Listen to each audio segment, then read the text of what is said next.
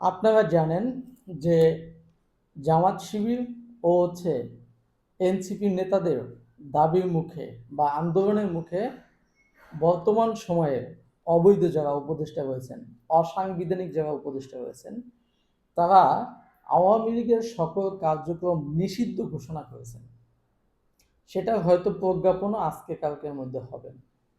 এটা নিয়ে অনেকে প্রশ্ন করেছেন আমাকে যে আমি যেহেতু একজন আওয়ামীপন্থী রাজনীতিবিদ এবং একজন সাংবাদিক, সেহেতু আমার প্রতিক্রিয়া কি? আমার প্রতিক্রিয়া দেখেন, আওয়ামী লীগের 5ই আগস্টের পরেই তারা কিন্তু ব্যান হয়ে আছেন। তাদের কোথাও সমাবেশ, সভা সমাবেশ এবং আপনার গিয়া ফেসবুকে স্ট্যাটাস বা কোনো ধরনের কার্যক্রম বা মিছিল, কোনো ধরনের কার্যক্রম কিন্তু করতে দিচ্ছে না। সেহেতু তারা কিন্তু অঘোষিত নিষিদ্ধ ছিলই। তার মধ্যে থেকেও তারা কিন্তু সকল সময় আপনারা তাদের ঘোষিত যত মিছিল, মিটিং সবকিছু করে এসেছে। আরেকটা জিনিস যে আপনারা জানেন যে এর সাথে যুক্ত হয়েছে নতুন করে, সেটা কি? নতুন করে যুক্ত হয়েছেন আপনার সোশ্যাল মিডিয়ায় যারা ফেসবুক, ইউটিউবে নাকি আওয়ামী লীগের পক্ষে পোস্ট করলে তাদেরকে অ্যারেস্ট করা হবে বা গ্রেপ্তার করা হবে।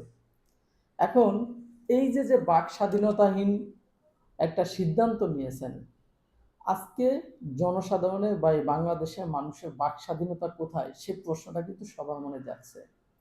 আর দ্বিতীয় বিষয় দেখেন, আওয়ামী লীগের পক্ষে কিন্তু কোনো আন্দোলন সংগ্রাম যদি নাও করে, প্রচার প্রচারণা নাও করে ইউটিউব, ফেসবুকে, তাতেও আওয়ামী লীগ লাভবান হতে পারে, অনেক বেশি বেশি লাভবান হতে পারে। সেটা কি?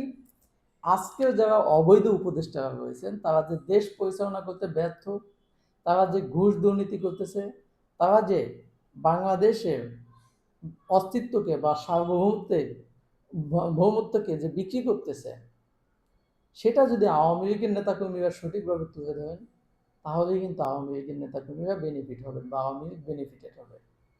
আপনার যদি এই যে যারা এই সরকারের সহযোগী রয়েছেন, তারা যে সকল রাজনৈতিক দল, বিশেষ করে জামাত, বিএনপি, এনসিপি, তারা যে চাঁদাবাজি, দখলবাজি, 2 নম্বরি, মাদক ব্যবসা, ধর্ষণ, লুট, ব্যাংক ডাকাতি, শেয়ার বাজার ডাকাতির সাথে জড়িত, এগুলোও যদি আওয়ামী লীগের নেতাকর্মীরা সঠিকভাবে তুলে ধরেন, তাতে আওয়ামী লীগের পক্ষে মিছিল, মিটিং আর প্রচার প্রচারণা না করলেও এমনিতেই আওয়ামী লীগ বেনিফিটেড হয়ে যাবে। শুধু এই অবৈধ উপদেষ্টা এবং তাদের যারা সহযোগী রয়েছেন, তাদের অপকর্মগুলো তুলে ধরতে পারলেই কিন্তু আওয়ামী লীগ গেম হবে। সো এখানে আওয়ামী লীগকে মুখে ব্যান করা বা কাগজে কলমে ব্যান করে কোনোই ফায়দা হবে না।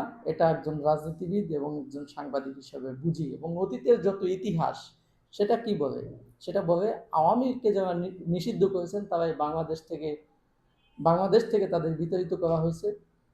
যেমন ইয়াহিয়া খানকে বিতাড়িত করা হয়েছে। তারপরে দেখেন 75-এ বঙ্গবন্ধুকে হত্যা করার পরে সেই হত্যার কুশলী যারা ছিলেন এবং যারা আওয়ামী লীগকে নিষিদ্ধ ঘোষণা করেছিলেন, তাদেরকেও কিন্তু বিতাড়িত করা হয়েছে বাংলাদেশ থেকে, এবং অনেককে ফাঁসি দেওয়া হয়েছে বিচারিক আদালতে।